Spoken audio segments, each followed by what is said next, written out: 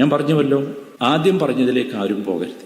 അഥവാ ഒരാളെയും കാഫർ എന്ന് വിളിക്കാനോ കാഫറാക്കാനോ നമ്മൾ പോകരുത്. ഖുതുബിയ്യത്ത് എന്ന പേരിൽ ഇന്ന് പള്ളികളിൽ പോലും മഗ്രിബിൻ്റെയും ഇശാഇൻ്റെയും ഇടയിൽ ഓതപ്പെടുകയും ആളുകൾ ഒരുമിച്ച് കൂടി അതിനുവേണ്ടി സമ്മേളിക്കുകയും അതൊരു വലിയ വിശുദ്ധ ഖുർആനൊക്കെ പാരായണം ചെയ്യുന്നത് പോലെ അത് പാരായണം ചെയ്യപ്പെടുന്ന, അല്ലെങ്കിൽ അതിനേക്കാൾ പ്രാധാന്യത്തോടു കൂടി അത് പാരായണം ചെയ്യപ്പെടുന്ന ഒരു വലിയ അവസ്ഥയിലേക്ക്, ഗൗരവമുള്ള അവസ്ഥയിലേക്ക് പോയി. പറയേണ്ടത് പറയണമല്ലോ ആ സമയത്ത്. ഈ സാധനം എന്താ എന്ന് നമ്മൾ മനസ്സിലാക്കുക ആദ്യം. അപ്പോൾ നമുക്ക് മനസ്സിലാവും ഇത്രയാണ് ആ വിഷയത്തിൻ്റെ ഗൗരവം. ഷിർക്കിലേക്കും കുഫ്രിലേക്ക് തന്നെയും സമൂഹം എത്തുന്ന ഒരു ദുരവസ്ഥ വ്യാപകമായി വന്നു എന്നതാണ്. നമുക്ക് ആ വിഷയത്തിൽ ഇൽമുണ്ടാകാൻ, തെറ്റിദ്ധാരണ ഉണ്ടെങ്കിൽ അത് തിരുത്താൻ നമ്മുടെ ഒരുപാട് സഹോദരങ്ങളും സുഹൃത്തുക്കളും ഉണ്ടാകും. ഈ മാർഗത്തിൽ ഇപ്പോഴും അതിൻ്റെ വസ്തുത അറിയാതെ ജീവിക്കുന്നത്, അവരെ തെര്യപ്പെടുത്താൻ, ഇതൊക്കെ നമ്മുടെ ബാധ്യത.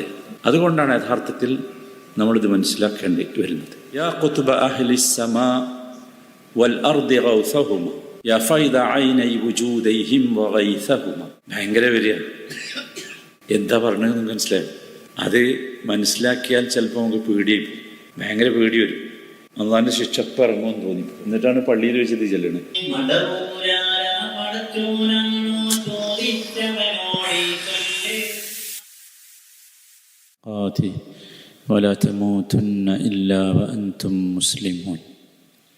സഹോദരങ്ങളെ, അല്ലാഹു സുബ്ഹാനഹു വ തആലയുടെ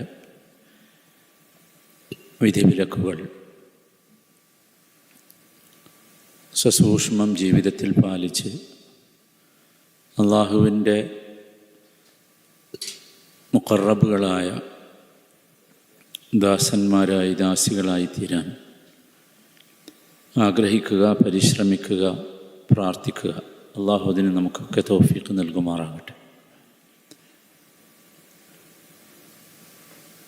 വിശ്വാസരംഗത്ത് വളരെ മലീമസമായ ഒരന്തരീക്ഷത്തിലേക്കാണ് അഭ്യസ്ത വിദ്യരായ നമ്മുടെ നാട് നീങ്ങിക്കൊണ്ടിരിക്കുന്നത് എന്ന് പല സമീപകാല സംഭവങ്ങളും നമുക്ക് പറഞ്ഞു തരുന്നുണ്ട്. നമ്മൾ യഥാർത്ഥത്തിൽ വലിയ ഭാഗ്യവാന്മാരാണ്. അള്ളാഹുവിൻ്റെ വലിയ നിഅമത്താണ് യഥാർത്ഥത്തിൽ നമുക്ക് ലഭിച്ചിട്ടുള്ളത്. അത് അള്ളാഹുവിനെ അറിയാനും മനസ്സിലാക്കാനും അള്ളാഹുവിൻ്റെ വഹ്ദാനിയത്തിനെ അഥവാ ഏകത്വത്തെ അംഗീകരിച്ച് ജീവിക്കുവാനുമൊക്കെ സാധിക്കുന്നു എന്നതാണ്. എന്നാൽ നമ്മുടെ നാടുകളിൽ മഹാഭൂരിപക്ഷം ആളുകൾ, നമുക്കറിയാം, ഖുർആൻ പറഞ്ഞതുപോലെ അവരൊക്കെ വിശ്വാസികളാണെന്ന് പറയുമ്പോൾ തന്നെയും വമാ യുഅ്മിനു അക്സറുഹും ഇല്ലാ വഹും മുശ്രിക്കൂൻ. ഖുർആൻ്റെ ഒരു പദമാണ് വമാ യുഅ്മിനു അക്സറുഹും ഇല്ലാ വഹും മുശ്രിക്കൂൻ. അവർ മുശ്രിക്കുകളായിക്കൊണ്ടല്ലാതെ മോമിനുകളാണില്ല. ഒരു വല്ലാത്ത ഗൗരവമുള്ള പദമാണ്. സത്യത്തിൽ നമ്മുടെ നാട്ടിലൂടെ നമ്മളൊന്ന് നടന്നു നോക്കിയാൽ ഇത് നമുക്ക് വളരെ ഗൗരവത്തിൽ കാണാൻ കഴിയും. മുമ്പുള്ളതിനേക്കാളധികം ഷിർക്ക് സമൂഹത്തിൽ പ്രചരിക്കുകയും പ്രചരിപ്പിക്കപ്പെടുകയും ചെയ്യുകയാണ്. ഇത് വ്യാപകമാകുമ്പോൾ സ്വാഭാവികമായി ഈ ഷിർക്കിനെതിരെ പറഞ്ഞുകൊണ്ടിരിക്കുന്ന പ്രബോധകന്മാർ, പ്രത്യേകിച്ച് അതിൻ്റെ ഗൗരവം മനസ്സിലാക്കിയ ആളുകൾ, അല്പം ഗൗരവത്തിൽ അതിനെക്കുറിച്ച് പറയും. അത് അവരുടെ ഇഖ്ലാസിൻ്റെ ഭാഗമാണ്. ഖുർആൻ തന്നെ നബി സല്ലല്ലാഹു അലൈഹി വസല്ലമയോട് പറഞ്ഞൊരു വാചകം ശിർക്കുമായി ബന്ധപ്പെട്ട് പറയുമ്പോൾ ലൈൻ അശ്റക്ത ലയഹ്ബത്തന്ന അമലുക എന്നവർക്ക് നേരെ പറഞ്ഞു. ആരാ നബി സല്ലല്ലാഹു അലൈഹി വസല്ലം? നബിയോടാ പറയുന്നത് ലൈൻ അശ്റക്ത, താങ്കളാണ് ശിർക്ക് ചെയ്യണമെങ്കിൽ പോലും ലയഹ്ബത്തന്ന അമലുക, താങ്കളുടെ അമലുകൾ അർത്ഥശൂന്യമായി പോകും. അതതിൻ്റെ ഗൗരവമാണ്. ആ കൂട്ടത്തിൽ ഈ രംഗത്ത് പ്രവർത്തിക്കുന്ന ഒരു സഹോദരൻ ചില വാക്കുകൾ ഉപയോഗിച്ചു. ആ വാക്കുകളാണ് ചർച്ച ചെയ്യപ്പെടുന്നത്. ആ വാക്കുകൾ യഥാർത്ഥത്തിൽ ഞാൻ പറഞ്ഞതുപോലെ അദ്ദേഹത്തിൻ്റെ ആ വിഷയത്തിലുള്ള ഇഖ്ലാസ് കൊണ്ടുവന്ന വാക്കുകളാണ്. ചില സ്ഖലിതങ്ങൾ ആ വാക്കുകളിലുണ്ട്, അതിൽ സംശയമൊന്നുമില്ല. പക്ഷേ അദ്ദേഹം പറഞ്ഞ വസ്തുതയിലേക്കാണ് നമ്മൾ എത്തേണ്ടത്. സ്ഖലിതങ്ങളെന്ന് പറഞ്ഞാൽ നമ്മെ സംബന്ധിച്ചിടത്തോളം ഞാൻ മുസ്ലിമാണ് എന്ന് പറഞ്ഞ ഒരാളെ കാഫിർ എന്ന് പറയാൻ നമുക്ക് അധികാരമില്ല. അത് നമ്മൾ വളരെ കൃത്യമായി മനസ്സിലാക്കണം. നമ്മുടെ വിശ്വാസം അതാണ്. അഹ്ലുസുന്നത്തിൻ്റെ വിശ്വാസം അതാണ്. അതയാൾ എന്ത് ചെയ്താലും ശരി, പാടില്ല. അത് പറയാൻ നമ്മളെ ഏൽപ്പിച്ചിട്ടില്ല. അതാണ് നമ്മളാരാ, ഇന്നയാൾ മുസ്ലിമാണോ കാഫറാണോ എന്നൊക്കെ വേർതിരിക്കാൻ നമ്മളെ ഏൽപ്പിച്ചിട്ടില്ല. ഏൽപ്പിച്ചിട്ടുണ്ടെങ്കിലല്ലേ നമ്മളത് ചെയ്യേണ്ടുള്ളൂ. അത് ഏൽപ്പിച്ചിട്ടില്ല. എന്ന് മാത്രമല്ല, അബൂ ഹുറൈറ റളിയല്ലാഹു അൻഹു ഉദ്ധരിക്കുന്ന ഒരു ഹദീസിൽ, ഇമാം ബുഖാരി റിപ്പോർട്ട് ചെയ്യുന്ന ഒരു ഹദീസിൽ നബി സല്ലല്ലാഹു അലൈഹി വസല്ലമ പറയുന്നുണ്ട്, ഇദാ ഖാല അർ-റജുലു ലി അഖീഹി യാ കാഫിർ ബാഅ ബിഹി അഹദുഹുമാ. ഒരാൾ തൻ്റെ സഹോദരനെ എടാ കാഫിറേ എന്ന് പറഞ്ഞാൽ, അല്ലെങ്കിൽ കാഫിറേ എന്ന് വിളിച്ചാൽ, ബാഅ ബിഹി അഹദുഹുമാ, രണ്ടിൽ ഒരാൾക്ക് അത് മടങ്ങി വരും. രണ്ടിൽ ഒരാൾക്ക് എന്ന് പറഞ്ഞാൽ ഒന്നുകിൽ പറഞ്ഞ ആൾ അല്ലെങ്കിൽ പറയപ്പെട്ട ആൾ. അപ്പോൾ അതാ വിഷയത്തിൻ്റെ ഗൗരവമാണ് സത്യത്തിൽ കാണിക്കുന്നത്. അപ്പോൾ ഇത്തരത്തിലുള്ള ജനങ്ങളെ, ഒരാളെ പ്രത്യേകിച്ചും ചൂണ്ടിയോ സൂചിപ്പിച്ചോ അയാൾ കാഫറാണ് എന്ന് പറയാൻ പാടില്ല എന്നാണ് നമ്മൾ ഈ ഹദീസിൽ നിന്ന് പഠിക്കേണ്ടത്, മനസ്സിലാക്കേണ്ടത്. എന്ന് മാത്രമല്ല, അഥവാ ആ പറഞ്ഞ ആളിൽ കുഫർ ഇല്ലെങ്കിൽ ഫഖദ് ബാ എന്ന് പറഞ്ഞത് ആർക്ക് പോയി പെടും? പറഞ്ഞ ആൾക്ക് പെടും. നഅൂദുബില്ലാ. അപ്പോൾ നമ്മളെപ്പോഴും ശ്രദ്ധിക്കണം. നമ്മളെ ഏൽപ്പിക്കാത്ത ഒരു സംഗതിയാണ്. നമ്മളെ ഏൽപ്പിച്ചിട്ടുണ്ടെങ്കിലേ നമ്മൾ എന്താക്കേണ്ടുള്ളൂ, ചെയ്യേണ്ടത്. പക്ഷേ അവിടെ നമ്മൾ ചർച്ച ചെയ്യേണ്ടത് യഥാർത്ഥത്തിൽ അതല്ല. ചർച്ച ചെയ്യേണ്ടത് ഇന്ന് സമൂഹത്തിലുള്ള ആ വിഷയമാണ്. ആ വിഷയം ഗൗരവമുള്ളതാണ്, നമ്മൾ മനസ്സിലാക്കണം. വളരെ ലാഘവത്തോടു കൂടി കണ്ടുകൂടാ. എനിക്ക് തോന്നുന്നത് കേരളത്തിലെ ഈ തൗഹീദ് പ്രവർത്തനം ആരംഭിക്കുന്ന ആ കാലഘട്ടത്തിൽ ഉണ്ടായതിനേക്കാൾ കടുപ്പമുള്ള അപജയം ഇപ്പം ഉണ്ട് എന്നുള്ളതാണ്. നിങ്ങളൊക്കെ മനസ്സിലാക്കിയിട്ടുണ്ടോ എന്ന് എനിക്കറിയില്ല. ഇപ്പോൾ ഒരു ടീമല്ല, ഒരുപാട് ടീമുകൾ. ഒരു രീതിയിലല്ല, ഒരുപാട് രീതികളിലാണ്. അപ്പോൾ അതിൽ അദ്ദേഹം ഊന്നി പറഞ്ഞ രണ്ട് വിഷയങ്ങൾ നമ്മളത് മനസ്സിലാക്കണം. നമുക്ക് ആ വിഷയത്തിൽ ഇൽമുണ്ടാകാൻ, തെറ്റിദ്ധാരണ ഉണ്ടെങ്കിൽ അത് തിരുത്താൻ നമ്മുടെ ഒരുപാട് സഹോദരങ്ങളും സുഹൃത്തുക്കളും ഉണ്ടാകും. ഈ മാർഗത്തിൽ ഇപ്പോഴും അതിൻ്റെ വസ്തുത അറിയാതെ ജീവിക്കുന്നത്, അവരെ തെര്യപ്പെടുത്താൻ, ഇതൊക്കെ നമ്മുടെ ബാധ്യത. അതുകൊണ്ടാണ് യഥാർത്ഥത്തിൽ നമ്മളിത് മനസ്സിലാക്കേണ്ടി വരുന്നത്. ഞാൻ പറഞ്ഞുവല്ലോ, ആദ്യം പറഞ്ഞതിലേക്ക് ആരും പോകരുത്.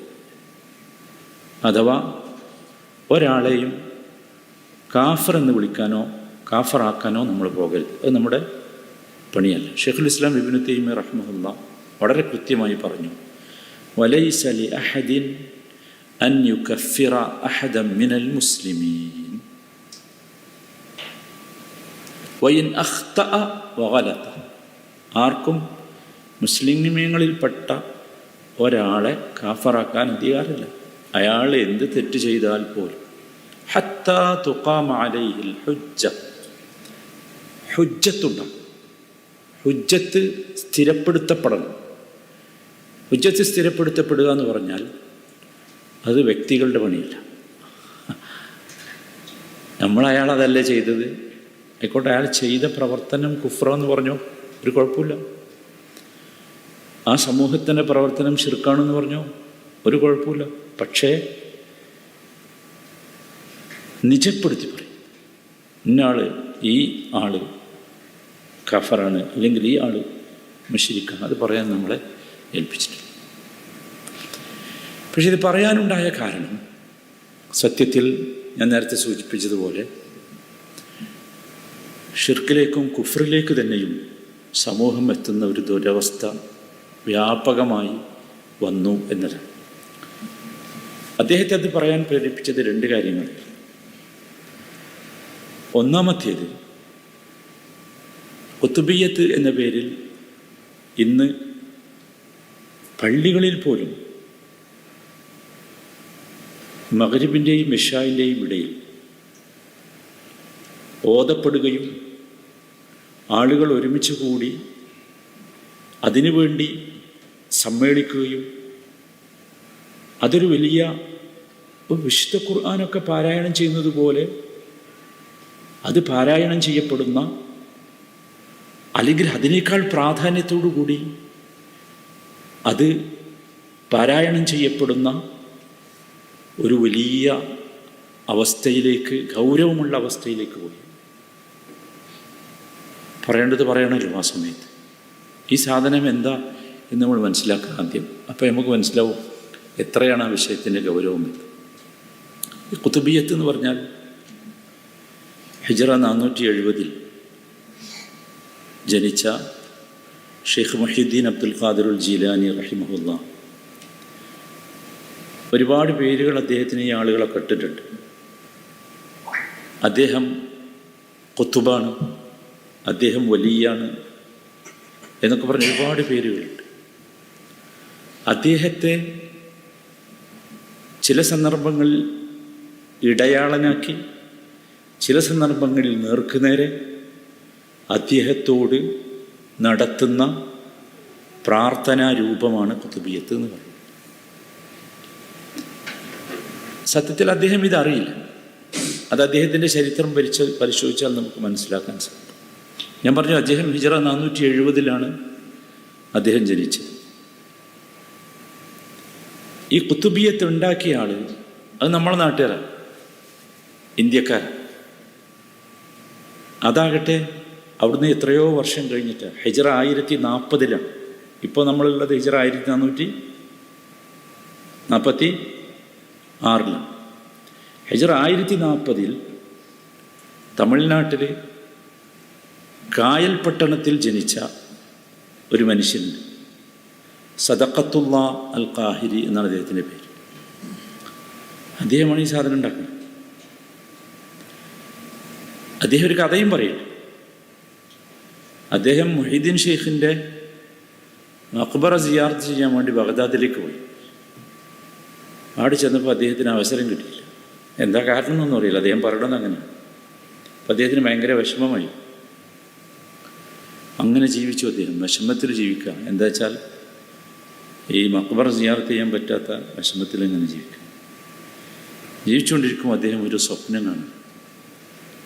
സ്വപ്നമാണ്. ആ സ്വപ്നത്തിൽ ഷെയ്ഖ് അദ്ദേഹത്തോട് പറയുകയാണത്രേ, നീ എൻ്റെ മദ്ഹ് ഒരു കാവ്യമാക്കി, ഒരു കവിതയാക്കി ഉണ്ടാക്കണം. അങ്ങനെയാണ് ഈ സാധനം ഉണ്ടാക്കുന്നത്. ഇതാണ് ഖുർആന് പകരം വായിക്കുന്നത്, ഓതുന്നത്. പുണ്യം കിട്ടുമെന്ന് വിചാരിക്കണം. സ്വപ്നം എന്നത് ദീനിൽ തെളിവാകണമെങ്കിൽ അത് നബിമാർ കണ്ടതാകണം. ഞാനും നിങ്ങളോ അല്ലെങ്കിൽ വേറെ ആരെങ്കിലും ഒന്നും കണ്ടത് എന്തല്ല, സ്വപ്നമല്ല. സ്വപ്നം ദീനിൽ തെളിവല്ല. പക്ഷെ ആൾക്കാർ ഇതൊന്നും ചിന്തിക്കൂല. ഇത് മാത്രമല്ല, അടിസ്ഥാന പ്രമാണങ്ങൾ, ഇസ്ലാമിലെ അടിസ്ഥാന പ്രമാണങ്ങളായ ഖുർആനിനെയും സുന്നത്തിനെയും തള്ളുന്ന രീതിയിലുള്ള വളരെ ഘടകവിരുദ്ധമായ സംഗതികളാണ് ഇതിലുള്ളത്. അത് നമുക്കതിൻ്റെ വരികളിലൂടെ പോയാൽ കാണാൻ സാധിക്കും. ഇതാണ് ആ സാധനം, അൽ ഖസീദത്തുൽ ഖുതുബിയ്യ എന്ന് പറയുന്നത്. ഇതൊരു 3-4 പേജിലുള്ള കുറച്ച് കവിതകളാണ്. അറബിയിലാണ് എഴുതപ്പെട്ടത്. തമിഴ്നാട്ടുകാരനാണ് എഴുതിയെങ്കിലും അറബിയിലാണ്. എൻ്റെ മുകളിൽ എഴുതിയിട്ടില്ല, ആരും എഴുതിയത്. അതിൽ ഹൈലൈറ്റ് ചെയ്ത വേർഡുകൾ മാത്രം, വരികൾ മാത്രം നോക്കാം. എല്ലാ വരികളും കൂടി നോക്കാൻ നിന്നാൽ നമ്മുടെ സമയം പോയി പോകുന്നത്. ഇത് നമ്മൾ പറയണേ എന്തിനാ വെച്ചാൽ അതും കൂടി നിങ്ങൾ മനസ്സിലാക്കണേ. നമുക്ക് ഇതിൻ്റെ ഗൗരവം നമ്മൾ മനസ്സിലാക്കണം. എന്തുകൊണ്ടാണ് ഇത്ര ഗൗരവത്തിൽ ഇത് പറയേണ്ടി വന്നത് അല്ലെങ്കിൽ പറഞ്ഞത് എന്നൊക്കെ. അതിൽ ആ ഹൈലൈറ്റ് ചെയ്തൊരു വരി നിങ്ങൾ നോക്കൂ. അതിൽ പറയുന്നത്, യാ ഖുത്ബ അഹ്ലി സ്സമാ വൽ അർദി ഗൗസഹുമ യാ ഫൈദ ഐനൈ വുജൂദൈഹിം വഗൈസഹുമ. ഭയങ്കര വരിക. എന്താ പറഞ്ഞതെന്ന് മനസ്സിലായി? അത് മനസ്സിലാക്കിയാൽ ചിലപ്പോൾ നമുക്ക് പേടിയായി പോകും. ഭയങ്കര പേടി വരും. അള്ളാൻ്റെ ശിക്ഷ ഇറങ്ങുമെന്ന് തോന്നിപ്പോകും. എന്നിട്ടാണ് പള്ളിയിൽ വെച്ചത് ചെല്ലണത്. യാ ഖുത്ബ അഹ്ല സ്സമാ വൽ അർദി, ആകാശ ഭൂമി നിവാസികളുടെ ഖുതുബും. ഖുതുബ് എന്ന് പറഞ്ഞാൽ കേന്ദ്ര ബിന്ദു എന്നാണ് അർത്ഥം. എന്ന് വെച്ചാൽ ആകാശത്തുള്ളവരും ഭൂമിയിലുള്ളവരൊക്കെ എല്ലാവരും ആശ്രയിക്കുന്ന ഒരു കേന്ദ്ര ബിന്ദു. അതുകൊണ്ടാണ് അദ്ദേഹത്തിന് ഖുതുബ് എന്ന് പേരിട്ട്. യാ ഖുത്ബ അഹ്ല സ്സമാ വൽ അർദി ഗൗസഹുമാ, അവ രണ്ടിൻ്റെയും, ആകാശത്തിൻ്റെയും ഭൂമിയുടെയും ഗൗസായിട്ടുള്ളവനെ. ഗൗസ് എന്ന് പറഞ്ഞാൽ സഹായം നൽകുന്നവൻ. ആകാശത്തും ഭൂമിയിലും എന്ത് കൊടുക്കെങ്കിലും ആര് വേണം? ഇദ്ദേഹം വേണം എന്ന്. യാ ഫൈദ ഐനൈ വുജൂദ ഖൈസഹും, വാനലോകത്തും ഭൂമിയിലുള്ള എല്ലാവർക്കും ഫൈദ ഐനൈ വുജൂദൈഹിം, നദിയും മഴയും വെള്ളവും ഒക്കെ ഒഴുക്കുന്നവനെ. എന്താ ഫൈദ എന്ന് പറഞ്ഞാൽ ഒഴുക്കം, ഐനെന്ന് പറഞ്ഞാൽ ഉറവിടങ്ങൾ, സമുദ്രം, വെള്ളം ഒക്കെ ഇതിൽ പെടും. വഗൈസഹുമാ, അവ രണ്ടിൻ്റെയും ഗൈസായിട്ടുള്ളവനെ. നിങ്ങൾ ആലോചിച്ച് നോക്കി, ആരായി പറയണത്? എന്താ പറഞ്ഞ്? ആകാശത്തു നിന്നും ഭൂമിയിൽ നിന്നും മഴ വർഷിപ്പിക്കുന്നത് ആകാശത്തിൻ്റെയും ഭൂമിയുടെയും ഗൗസ്, ഖുതുബ്, ഇതൊക്കെ ഈ മനുഷ്യനാണ് എന്നാണ് പറയുന്നത്. സുബ്ഹാനല്ലാഹ്. ഞാനതാ പറഞ്ഞത്, കേൾക്കാൻ പറ്റില്ല. നോക്കി, മക്കയിലെ മുശ്രിക്കുകളുടെ വിശ്വാസത്തെക്കുറിച്ച് ഖുർആൻ നമുക്ക് പറഞ്ഞു തരുന്നുണ്ട്. അതാണ് വലിയ അത്ഭുതം. ഖുർആൻ നമുക്ക് പറഞ്ഞു തരുന്നുണ്ട്. വലഇൻ സഅൽതഹും മൻ നസ്സല മിനസ് സമാഇ മാഅൻ ഫഅഹ്യാ ബിഹിൽ അർദ ബഅദ മൗതിഹാ ലയഖൂലുന്ന അല്ലാഹ്. വലഇൻ സഅൽതഹും, അവരോട് ചോദിച്ചാൽ. ആരോട്? അന്നത്തെ ഖുർആൻ ഇറങ്ങുന്ന ആ സമൂഹത്തിലെ മുശ്രിക്കുകളോട് ചോദിച്ചാൽ, മൻ നസല മിനസ് സമാഇ മാഅ, ആരാണ് ആകാശത്ത് നിന്ന് മഴ വർഷിപ്പിച്ചത്? ഫഅഹ്യാ ബിഹിൽ അർള മിൻ ബഅദി മൗതിഹാ, ഭൂമിയെ, നിർജ്ജീവമായ ഭൂമിയെ ഇങ്ങനെ ജീവിപ്പിച്ചത് ആരാ എന്ന് ചോദിച്ചാൽ, ലയഖൂലുന്ന അല്ലാഹ്, ലയഖൂലുന്ന, അവർ പറയുക തന്നെ ചെയ്യും. അവർക്കൊരു സംശയമില്ല. എന്ത്? അല്ലാഹ്. നിങ്ങൾ ആലോചിച്ച്, ഇത് പറയണ്ടേ നമ്മൾ? ഇത് പറയുക മാത്രമല്ല, ഇത് ശിർക്കാണെന്ന് പറയാതിരുന്നാൽ എവിടെ എത്തും നമ്മൾ ആലോചിച്ചു. അപ്പം അള്ളാഹുവാണ് മഴ പെയ്യിപ്പിക്കുന്നത്, അത് മുഖേന നമുക്ക് ഭക്ഷിക്കാനുള്ള കായ്ക്കനികൾ ഉൽപ്പാദിച്ചു തരുന്നത് എന്നൊക്കെ വിശ്വസിച്ചിട്ടും അബൂജഹലും ഉത്ബത്തും ശൈബത്തും ഒക്കെ ആരാ? അവരെവിടെയാ? അവർ വിശ്വസിച്ചിരുന്ന അള്ളാഹ്. അപ്പം നമ്മൾ ആലോചിക്കണം, നമ്മളെങ്ങോട്ടാ പോണ്? ഇത്ര സ്ഥലത്താ ഖുർആൻ പറഞ്ഞു. നോക്ക്, ഞാനതാ പറഞ്ഞ്, നേരെ ഖുർആൻ്റെയും ഹദീസിൻ്റെയും ഖുർആൻ്റെയും സുന്നത്തിൻ്റെയും നേരെ ഘടകവിരുദ്ധം.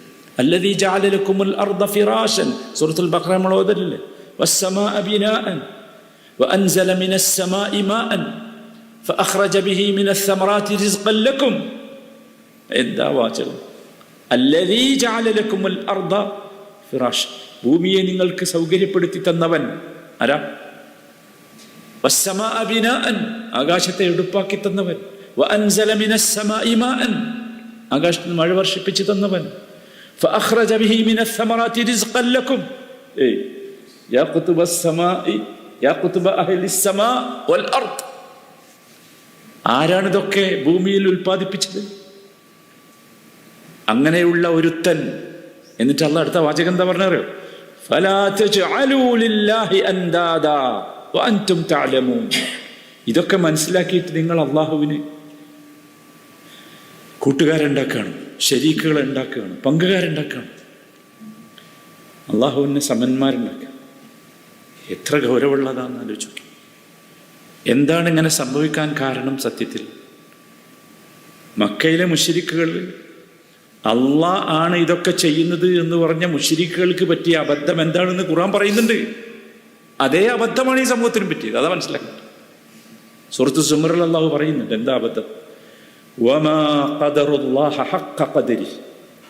അതാണ് അബദ്ധം. വമാ ഖദറുല്ലാഹ ഹഖ്ഖ ഖദരി. അള്ളാഹുവിനെ കണക്കാക്കേണ്ട നിലക്ക്, മനസ്സിലാക്കേണ്ട രീതിയിൽ അവർ കണക്കാക്കിയില്ല, മനസ്സിലാക്കി. അള്ളാഹ് എന്താന്ന് മനസ്സിലായില്ല.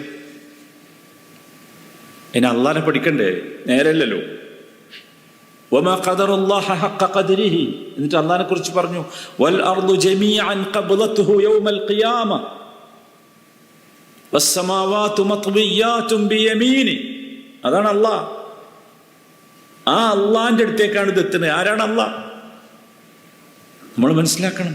ഉയർത്തെഴുന്നേൽപ്പ് നാളിൽ, ഖിയാമത്ത് നാളിൽ ഭൂമി മുഴുവൻ മത്വിയാതുൻ ബിയമീനി ഖബ്ലതുഹു യൗമൽ ഖിയാമ, ഒരു പിടുത്തത്തിനേ ഉള്ളൂ, ഒരു കൈപ്പിടിയിലൊതും.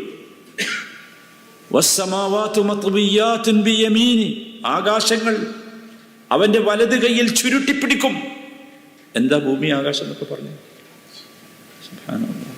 സുബ്ഹാനല്ലാഹ്. എന്നിട്ട് അള്ളാഹ് തന്നെ പറയണ എന്താ? സുബ്ഹാനഹു വ തആല അമ്മാ യുശ്രികൂൻ. സുബ്ഹാനഹു വ തആല, അവൻ എത്ര പരിശുദ്ധനാണ്, എത്ര ഉന്നതനാണ്.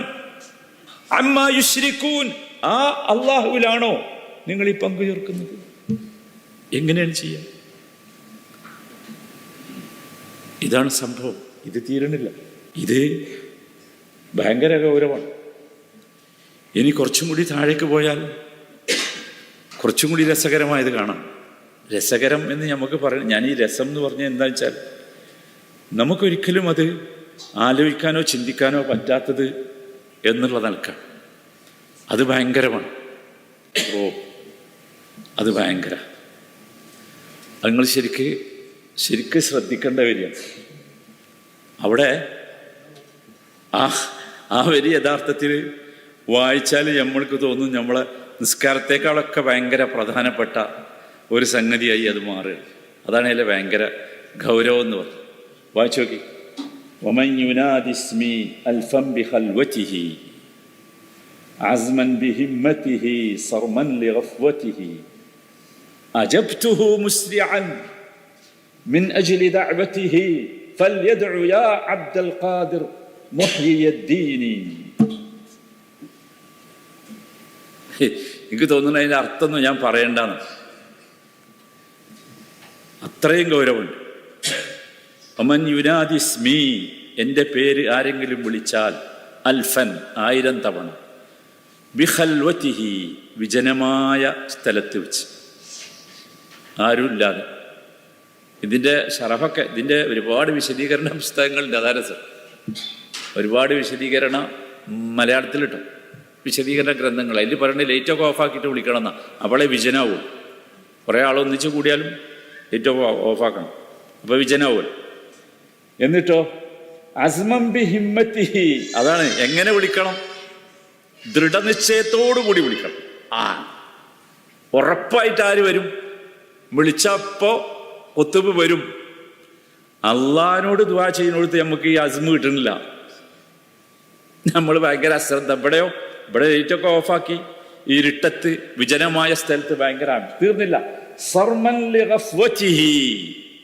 അശ്രദ്ധ ഒഴിവാക്കിക്കൊണ്ട് വിളിക്കണം. അശ്രദ്ധ ഒഴിവാക്കണം, ഗൗരവത്ത്. അങ്ങനെ വിളിച്ചാലോ ഷെയ്ഖ് പറയണത്രേ, അജബ്തുഹു മുസ്രിഅൻ, അജബ്തുഹു മുസ്രിഅൻ മിൻ അജ്ലി ദഅവതിഹി. അവന്റെ ആ പ്രാർത്ഥന കാരണം, ദുആ കാരണം, മിൻ അജ്ലി ദഅവതിഹി അജബ്തുഹു മുസ്രിഅൻ, വളരെ ധൃതിയിൽ ഞാൻ ഉത്തരം ചെയ്യും, ശീഘ്രം ഞാൻ ഉത്തരം ചെയ്യും. അതുകൊണ്ട് ഫല്യദഉ, വിളിച്ചോളി. എന്താ വിളിക്കണ്ടേ? നമുക്ക് വിളിച്ചൂടാ, അതുകൊണ്ട് നമ്മളത് പറയണം. നമുക്ക് വിളിച്ചൂടല്ലോ, പക്ഷെ നമ്മളത് മനസ്സിലാക്കാൻ വേണ്ടി പറയാട്ടോ. യാ അബ്ദുൽ ഖാദിർ മുഹിയുദ്ദീനി എന്ന് വിളിച്ചോളി. അപ്പം ഒരു വേഗം വരും. യാ അല്ലാ, ഞാൻ പറഞ്ഞില്ലേ ഖുർആന്റെ നേരെ എതിര്. ഖുർആൻ എന്താ പറഞ്ഞത്? സൂറത്ത് ഗാഫിറിൽ കാണാം, വഖാല റബ്ബുക്കും ഉദ്ഉനി അസ്തജിബ് ലക്കും. നിങ്ങളുടെ റബ്ബ് നിങ്ങളോട് പറയുന്നു. എന്താണ് നിങ്ങളുടെ റബ്ബ് എന്ന് പറഞ്ഞാൽ? ആരാ? നിങ്ങളെ വളർത്തിക്കൊണ്ടിരിക്കുന്നവൻ. ഇതാരാ? ഏതോ ഒരു മൗലാന സ്വപ്നം കണ്ടതാ മുപ്പ്. വഖാല റബ്ബുക്കും ഉദ്ഉനി അസ്തജിബ് ലക്കും. നിങ്ങൾ എന്നോട് ദുആ ചെയ്തോ, ഞാൻ ഉത്തരം നൽകാം. ഇന്നല്ലദീന യസ്തക്ബിറൂന അൻ ഇബാദതി. അതാണ് ഗൗരവമുള്ള വാചകം. അതുകൊണ്ടാ ഇത് ഗൗരവമായത്, അതുകൊണ്ടാ ഇത് പറയേണ്ടി വരുന്നത്. ഇന്നല്ലദീന യസ്തക്ബിറൂന അൻ ഇബാദതി. ഈ ദുആ എന്ന ഇബാദത്ത് എന്നോട് ചെയ്യാൻ അഹങ്കാരം കാണിക്കുന്നവർ സയദ്ഖുലൂന ജഹന്നമ ദാഖിരീൻ, നിന്ദ്യരായി നരകത്തിൽ പ്രവേശിക്കുക തന്നെ ചെയ്യും. സൂറത്ത് ഗാഫിറിലെ 60-ാമത്തെ വചനം. ഇത്ര സ്ഥലത്താ അള്ളാഹു പറയാണ് റസൂലുള്ളാഹിനോട്, വഇദാ സഅലക ഇബാദി അന്നി ഫഇന്നി ഖരീബ്. അർത്ഥം ഒന്നും പറയണ്ടല്ലോ. ഉജീബു ദഅവത ദാഇ ഇദാ ദഅൻ. നോക്കി എത്ര നേരെ ഘടകവിരുദ്ധം. എത്ര സ്ഥലത്താ അല്ലാഹു തആല പറഞ്ഞു? ഒരു സ്ഥലത്താ വല്ലദീന തദ്ഊന മിൻ ദൂനില്ലാഹ്, വല്ലദീന തദ്ഊന മിൻ ദൂനില്ലാഹ്, അല്ലാഹുവിനെ കൂടാതെ നിങ്ങൾ ദുആ ചെയ്യുന്നവ, ലാ യഖ്ലുഖൂന ശൈഅൻ, അവരൊന്നും സൃഷ്ടിക്കൂല. വഹും യുഖ്ലഖൂൻ, അവർ തന്നെയും സൃഷ്ടിക്കപ്പെട്ടവരാണ്. അംവാതുൻ, മരിച്ചുപോയി. ഗൈറു അഹ്യാ, ജീവനില്ലാത്തവരാണ്. മാത്രല്ല വമാ യശ്ഉറൂന അയ്യാന യുബ്അസൂൻ, എന്നാണ് ഇനി പുനരുജ്ജീവിപ്പിക്കുക എന്ന് പോലും അറിയാത്തവർ. അവരോടാണ് എന്ത് ചെയ്യുന്നത്? എത്ര സ്ഥലത്താ അല്ലാഹു പറയുന്നത്, വമൻ അദല്ലു മിമ്മൻ യദ്ഉ മിൻ ദൂനില്ലാഹി മൻ ലാ യസ്തജീബു ലഹു ഇലാ യൗമിൽ ഖിയാമ. ഖിയാമത്ത് നാൾ വരെ ഉത്തരം ചെയ്യൂല എന്നുറപ്പുള്ള ഈ ആളുകളോട്, അല്ലാഹു അല്ലാത്തവരോട് ദുആ ചെയ്യുന്നതിനേക്കാൾ വഴികേടിലായവൻ ആരുണ്ട്? എന്താ ചോദ്യം? അല്ലാഹു തആല സൂറത്തുൽ അഹ്ഖാഫ് ചോദിക്കുക, വഹും അൻ ദുആഇഹിം ഗാഫിലൂൻ. ഈ ആളുകൾ അവരോടുള്ള ഈ ദുആഇനെ കുറിച്ച് അവർ അശ്രദ്ധരാണ്, അവർ കേൾക്കൂല. എത്ര സ്ഥലത്ത് മനസ്സിലാവൂല. ഇന്നല്ലദീന തദ്ഊന മിൻ ദൂനില്ലാഹി ഇബാദുൻ അംസാലുക്കും. എന്താ വാക്കറി? ശരിക്ക് എങ്ങനെയാണ് ഇനി ചെയ്യാൻ എനിക്കറിയില്ല. ഇന്നല്ലദീന തദ്ഊന മിൻ ദൂനില്ലാഹ്, അല്ലാഹു അല്ലാതെ നിങ്ങൾ ആരോടാണോ ദുആ ചെയ്യുന്നവർ, അവർ ഇബാദുൻ അംസാലുക്കും, നിങ്ങളെപ്പോലെയുള്ള അടിമകളാണ്. നിങ്ങളെപ്പോലുള്ള അടിമകളാണ്. എന്നിട്ട് അല്ലാഹു ഒരു വെല്ലുവിളി നടത്തുന്നുണ്ട്. ഫദ്ഉഹും, നിങ്ങളൊന്ന് ദുആ ചെയ്യ്. ഫല്യസ്തജീബൂ ലക്കും, അവർ നിങ്ങൾക്ക് ഉത്തരം ചെയ്യട്ടെ. ഇൻ കുൻതും സാദിഖൂൻ, നിങ്ങൾ പറയുന്നത് നേരാണെങ്കിൽ.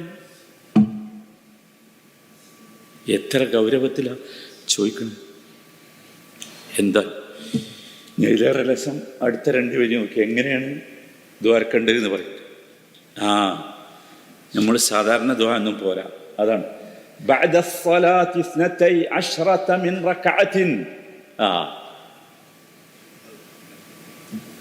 ഭയങ്കര 12 റക്അത്ത് നിസ്കരിക്കണം. അത് ആർക്ക് വേണ്ടി നിസ്കരിക്കണം എന്നറിയാം? ഷെയ്ഖിന് വേണ്ടി നിസ്കരിക്കണം, അള്ളാഹ്ക്ക് വേണ്ടി നിസ്കരിച്ചാൽ. അതിൻ്റെ വിശദീകരണത്തിൽ ഇവർ പറയുന്നുണ്ട്. ഷെയ്ഖിന് വേണ്ടി 12 റക്അത്ത് മഅൽ ഫവാത്തിഹി വൽ ഇഖ്ലാസ് ബിൽ ഖദഅ. അതാ രസം. ഫാത്തിഹകളും ഇഖ്ലാസും ഓതി വേണം, ഖുദൂഅോടുകൂടി നിസ്കരിക്കണം. ഓതേണ്ടത് ഫാത്തിഹയാണ്. ഫാത്തിഹയിൽ എന്താണ്? ഇയ്യാക നഅ്ബുദു വ ഇയ്യാക നസ്തഈൻ. ആരോടാ ദുആ ചെയ്യുന്നത്? ദാ അടുത്ത വരിക. എന്നിട്ട് എന്ത് പറയണം? യാ ഗൗസൽ അഅ്ളം. സുബ്ഹാനല്ലാഹ്.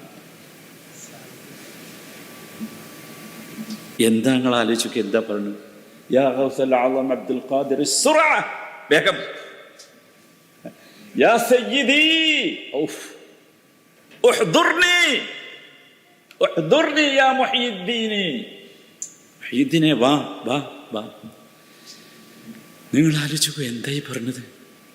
നല്ല സ്ഥലം വേണം, ഹൃദയ സാന്നിധ്യം വേണം, അശ്രദ്ധ പാടില്ല, ഉറക്കം ഒഴിവാക്കാൻ പാടില്ല, സുഗന്ധം ഉപയോഗിക്കണം, ഒക്കെ എൻ്റെ ഷർത്തുകളിൽ പറയുന്നുണ്ട്.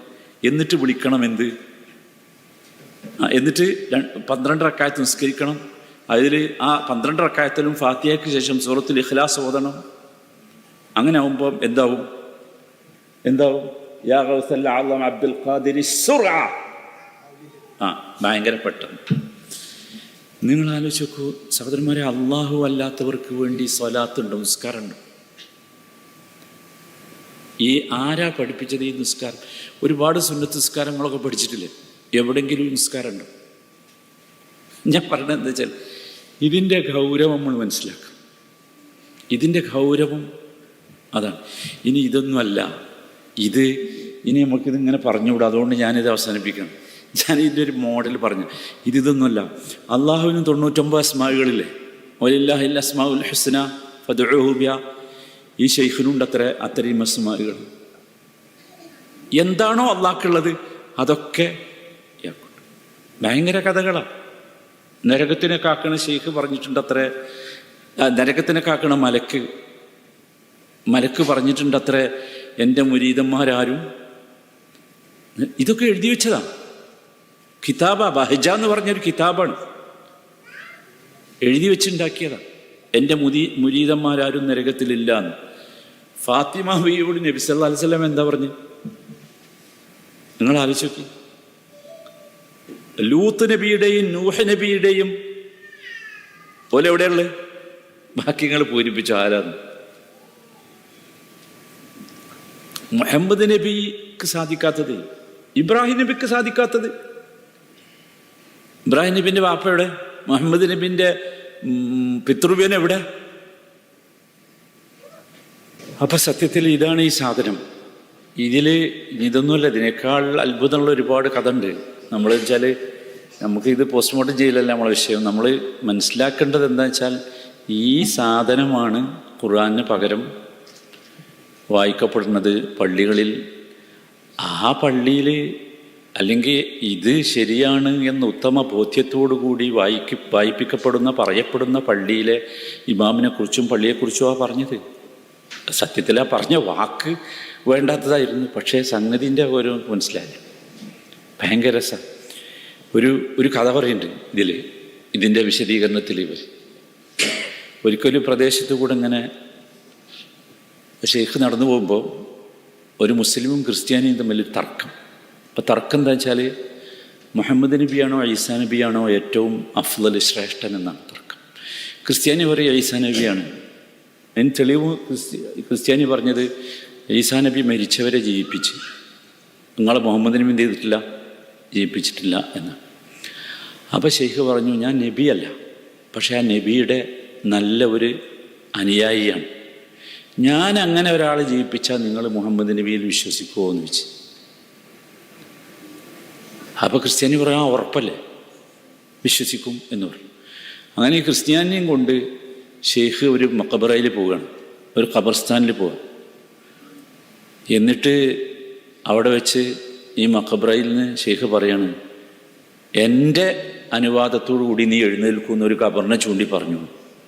എൻ്റെ എന്ന് പറഞ്ഞാൽ ഷെയ്ഖിൻ്റെ അനുവാദത്തോട്. അത്ഭുതം എന്ന് പറയട്ടെ, ഖബറ് പിളർന്ന് മയ്യത്ത് പുറത്ത് വന്നു. നിങ്ങൾ ആലോചിച്ച് നോക്കി, എന്തുമാത്രം ഗൗരവമാണ് വിഷയം, എന്തുമാത്രം ഗൗരവം. എങ്ങനെയാണ് നമ്മൾ ഇത് പറയാണ്ടിരിക്കുക? ഇത് ചെയ്യണോ ഇത് ചെയ്യുന്ന, ഇത് വായിക്കുന്ന, ഇത് വിശ്വസിക്കുന്ന ആൾ മുസ്ലിമാന്ന് പറയാൻ പറ്റും. പക്ഷെ ഒറിജിനൽ ഷെയ്ഖ് അബ്ദുൽ ഖാദർ ജീലാനി റഹിമഹുള്ളക്ക് ഇതുമായിട്ടൊരു ബന്ധമില്ല കേട്ടോ. നിങ്ങൾ അങ്ങനെ തെറ്റിദ്ധരിച്ചു പോയത്. നമ്മൾ ചെയ്യുന്ന ആളുകളെ കുറിച്ചാണ്. ഷെയ്ഖ് അബ്ദുൽ ഖാദർ ജീലാനി റഹിമഹുള്ളയുടെ ജീവിതം വളരെ മനോഹരം. അദ്ദേഹത്തിൻ്റെ വഫാത്തിൻ്റെ മുമ്പ് ഒരു ദിവസമേ അദ്ദേഹം രോഗിയായി കിടന്നിട്ടുള്ളൂ. ഭയങ്കര രസമാണ് അദ്ദേഹത്തിൻ്റെ വഫാത്ത് പറയുന്നത്. അദ്ദേഹത്തിൻ്റെ വഫാത്തിൻ്റെ തൊട്ട് മുമ്പ് അദ്ദേഹത്തിൻ്റെ ഒരു മകനുണ്ടായിരുന്നു, മൂത്ത മകൻ അബ്ദുൽ വഹാബ് എന്നാണ് മകൻ്റെ പേര്. അബ്ദുൽ വഹാബ് എന്ന് പേരിട്ടപ്പോൾ നിങ്ങൾ മനസ്സിലാക്കണമല്ലോ അതിൻ്റെ പിന്നിൽ എന്തുകൊണ്ടെന്നുള്ളത്. ആ മോൻ ചോദിക്കുന്നുണ്ട്, ഉപ്പ മരിക്കണിന് മുമ്പ് എന്തെങ്കിലും വസീയത്ത് പറയാനുണ്ട്. അപ്പോൾ അദ്ദേഹം വസീയത്ത് പറയുന്നുണ്ട്. അതിൽ കുറേ വിഷയങ്ങൾ പറയുന്നുണ്ട്. അലൈക ബി തഖ്വല്ലാഹി അസ്സ വജല്ല വലാ തഅതി വലാ തഖ്ഫ അഹദൻ സിവല്ലാഹ് വലാ തർജു അഹദൻ സിവല്ലാഹ്. ആ വാചകങ്ങളെ ശ്രദ്ധിക്കേണ്ടത് നിങ്ങളിട്ട്. തഖ്വ ഉണ്ടാകണം എന്ന് പറഞ്ഞിട്ട് അടുത്ത വാചകം, അള്ളാഹുവിനല്ലാതെ നീ ആരെയും പേടിക്കരുത്. വലാ തർജു അഹദൻ സിവല്ലാഹ്, അള്ളാഹുവിൽ നിന്നല്ലാതെ മറ്റാരിൽ നിന്നും ഒന്നും പ്രതീക്ഷിക്കരുത്. റജ വക്കിലിൽ ഹവായിജ കുല്ലിഹാ ഇലല്ലാഹ്, നിന്റെ എല്ലാ ആവശ്യങ്ങൾക്കും നീ ആരെ വക്കാലത്താക്കണം? അള്ളാഹുവിനെ വക്കാലത്താക്കണം. അള്ളാഹുവിനെ എല്ലാ കാര്യവും അള്ളാഹുവിനോട് ആവശ്യപ്പെടും. ഒന്നല്ല, അദ്ദേഹത്തിന് ഒരുപാട് ഗ്രന്ഥങ്ങളുണ്ട്. ഷെയ്ഖിൻ്റെ ഒരുപാട് ഗ്രന്ഥങ്ങൾ, 60-ലധികം. ആ കാലഘട്ടത്തിൽ ഞങ്ങൾ മനസ്സിലാക്കണം. ഇപ്പോൾ 400-ലാണ്.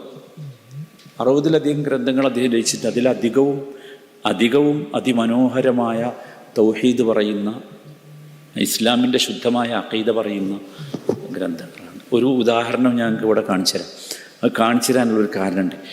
നമ്മുടെ ഇതിലുള്ള രണ്ടാമത്തെ വിഷയം, ഒന്നാമത്തേത് ഈ ഖുതുബിയ്യത്താണ്. രണ്ടാമത്തേത് നാടാകെ, നമ്മുടെ കേരളത്തിലാകെ ഉള്ളൊരു വിഷയമാണ് ഇപ്പോൾ മുദബ്ബിറുൽ ആലം.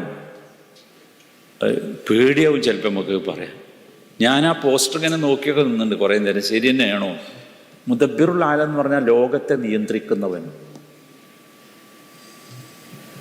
നമ്മൾ ആരാ മനസ്സിലാക്കി മുദബ്ബിറുൽ ആലം ആരാന്ന്? അള്ളാഹുവാണ് എന്നല്ലേ. എന്നാൽ ഇത് പറയല്ല, പ്രസംഗിക്കല്ല, അതിന് വാദപ്രയോഗം നടത്തല്ല, ഒരു പാട്ടുണ്ടാക്കിയിട്ടുണ്ട്. പാട്ടൊക്കെ നിങ്ങൾ കേട്ടിട്ടുണ്ടാവുമല്ലോ. വേണമെങ്കിൽ ഒരു വരി, ഒറ്റ വരി കേട്ടു നോക്കി. അധികം കേൾക്കാൻ പാടില്ല, കാരണം ഈ സ്ക്രീൻ ചിലപ്പോൾ പൊട്ടിപ്പോകും.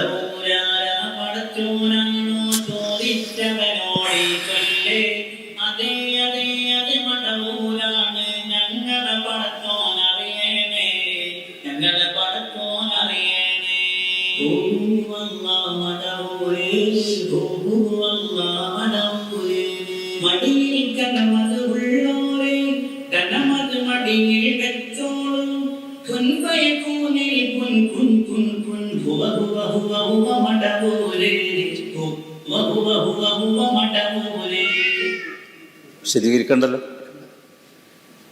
കേൾക്കുക മാത്രമല്ല എൻ്റെ അവസാനത്തെ കണ്ടങ്ങൾ ഖുൻ ഫയക്കൂൻ. ആരതാ?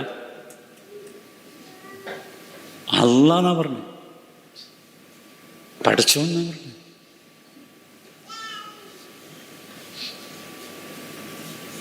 അതരസം. ഇനി ഇതിലെ സംഗതി എന്താ വെച്ചാൽ, ഇതാരെ പേരില അറിയോ?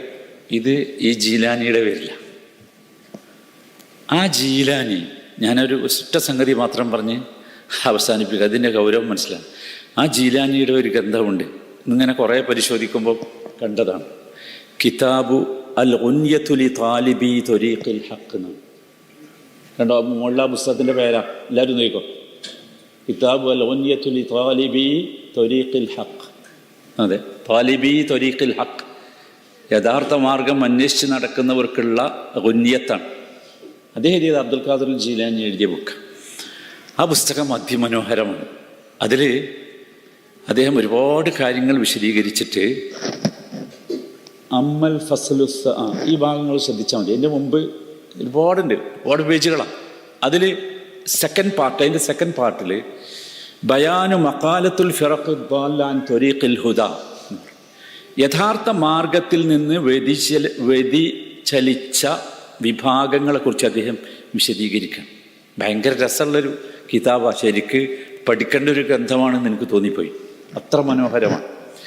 ആ ഗ്രന്ഥത്തിൽ അദ്ദേഹം ഒരു ഹദീസ് വിശദീകരിക്കുന്നുണ്ട്. ഈ ഒരു ഹദീസ് ഉണ്ടല്ലോ, നബി സല്ലല്ലാഹു അലൈഹി വസല്ലം പറഞ്ഞ ഇന്ന ബനി ഇസ്രായേൽ ഇഫ്തറഖത അലാ മൂസ ബി 71 ഫിർഖ, 71 വിഭാഗമായി ബനു ഇസ്രായേൽ, എൻ്റെ സമൂഹം 72 ആകും. ആ 72 എണ്ണി ഇങ്ങനെ പറയുന്നുണ്ട്. ഭയങ്കര അത്ഭുതം, ശരിക്കത് വായിച്ചു നോക്കേണ്ട ഒരു സംഗതി. അതിൽ അവസാനം എത്തിപ്പെട്ട കുറേ എണ്ണി പറഞ്ഞ് കുറേ വിഭാഗത്തെക്കുറിച്ച് പറയണ്ടേ. ആ ഹദീസ് കുറേ വിശദീകരിക്കുന്ന ശേഷം കുറേ വിഭാഗത്ത് പറഞ്ഞിട്ട് ഒരു വിഭാഗം അത് വായിച്ചു. വ അമ്മൽ മുഫവ്വദിയ്യ, അതൊരു ഗ്രൂപ്പാണ്. ഈ 72-ൽപ്പെട്ട ഒരു ഗ്രൂപ്പാണ് മുഫവ്വദിയ്യ. ഫഹും ആരാറിയ അവര്? അൽ ഖായിലൂൻ, അവർ പറയും ഇന്നല്ലാഹ ഫവ്വള തദ്ബീറൽ ഖൽഖി ഇലൽ അഇമ്മ, അല്ലാഹു തദ്ബീറുൽ ഖൽഖ് ചില നേതാക്കന്മാരെ ഏൽപ്പിച്ചിട്ടുണ്ട് എന്നവർ പറയും. തീർന്നില്ല. വ ഇന്നല്ലാഹ തആല ഖദ് അഖ്ദറ അൻ-നബിയ്യ സല്ലല്ലാഹു അലൈഹി വസല്ലം അലാ ഖൽഖിൽ ആലം വ തദ്ബീരിഹി, അല്ലാഹു ലോകത്തെ സൃഷ്ടിക്കുവാനും അതിനെ നിയന്ത്രിക്കുവാനും ഖദ് അഖ്ദറ, ആർക്ക് കഴിവ് കൊടുത്തു? ആർക്ക്? അൻ-നബി. തീർന്നില്ല. വ ഇൻ കാന മാ ഖലഖ അല്ലാഹു മിൻ ദാലിക ഷൈഅൻ, അതിലുള്ള ഒന്നും നബി പഠിച്ചിട്ടില്ലെങ്കിൽ പോലും അള്ളാഹ് എന്ത് ചെയ്ത് കൊടുത്തിട്ടുണ്ട്? നബിക്ക് അതിനുള്ള കഴിവ് കൊടുത്തിട്ടുണ്ട്. ഇതേ സാധന ഈ ആൾക്കാർ പറഞ്ഞു. ആ പാട്ടുകൾ കേട്ടല്ലോ. അതിൻ്റെ അപ്പുറത്ത തദ്ബീർ മാത്രമല്ല, അള്ളയാണെന്ന് പറഞ്ഞു. അതിന് ശേഷം പറയുന്നത് അവരുടെ ഈ മുഫവ്വിദിയ്യ എന്ന് പറഞ്ഞത് 72 കക്ഷികളിൽപ്പെട്ട ഒരു കക്ഷിയാണ്. അതിന് വേറെ കുറേ പറയുന്നുണ്ട്.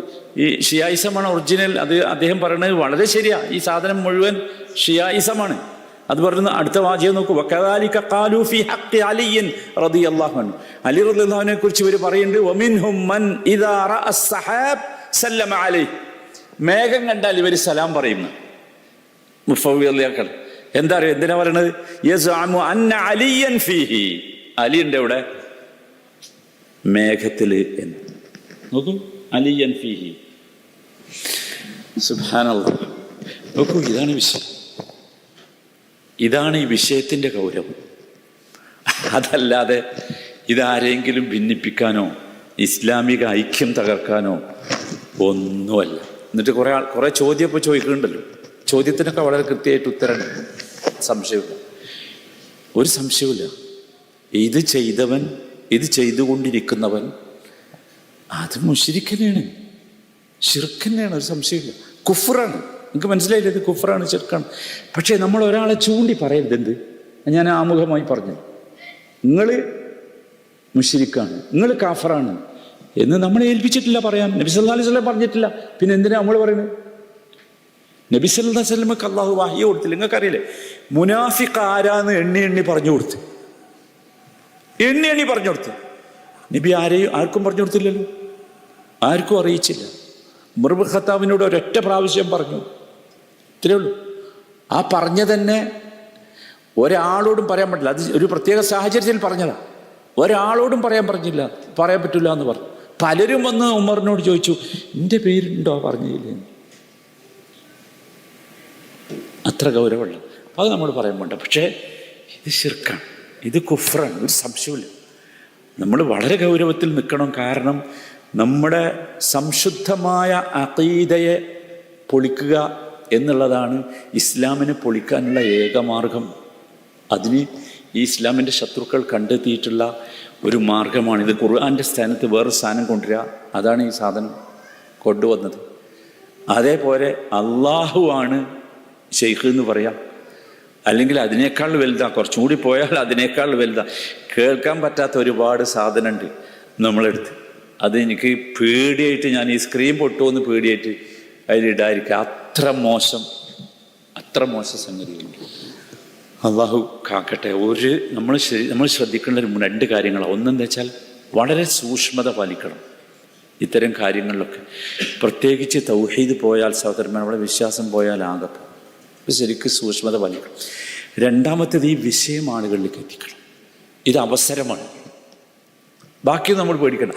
നമ്മൾ ചെയ്യാത്തൊരു കുറ്റത്തിന് നമ്മൾ ആക്ഷേപിക്കുന്നതിനെ കുറിച്ച് നമ്മൾ എന്താക്കണ്ട, ബേജാറാണ്. ഓ അങ്ങനെ പോവോ അത് നമ്മൾ ബേജാറാണ്. നമ്മൾക്കത് അവസരമാണ്. എന്ത്? ഇതാണ് അവസ്ഥ, ഇതാണ് കാര്യം, ഇതുകൊണ്ടാണ് ഇത്ര ഗൗരവത്തിൽ ഇത് പറയുന്നത്. ഇന്ന് നമുക്ക് നമ്മുടെ ബാധ്യതയാണ്. നമ്മളെ ഇത് പറയാനുള്ളൂ, നമ്മുടെ ബാധ്യത. അല്ലാഹു സുബ്ഹാനഹു വ തആല യഥാർത്ഥ ദീനിൽ ഉറച്ചു നിൽക്കുന്ന, തൗഹീദിൽ ഉറച്ചു നിൽക്കുന്ന, അള്ളാഹുവിനെ മുസ്ലിമായി കണ്ടുമുട്ടുന്ന മഹാഭാഗ്യവാന്മാരിൽ അള്ളാഹു നമ്മയൊക്കെ ഉൾപ്പെടുത്തി അനുഗ്രഹിക്കുമാറാകട്ടെ. എല്ലാവിധ ശിർക്കിൽ നിന്നും കുഫ്റിൽ നിന്നും അള്ളാഹുവെ ഞങ്ങളെയൊക്കെ നീ കാത്തുരക്ഷിക്കണമേ. അള്ളാഹുവെ ആളുകൾക്കൊക്കെ നീ ഹിദായത്ത് നൽകി അവരെ നിന്റെ സിറാത്തുൽ മുസ്തഖീമിലേക്ക് എത്തിക്കണമേ.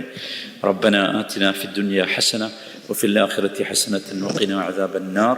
صلى الله وسلم على رسوله النبي الكريم وعلى آله وصحبه أجمعين والحمد لله رب العالمين. سبحانك اللهم وبحمدك أشهد أن لا إله إلا أنت أستغفرك وأتوب إليك.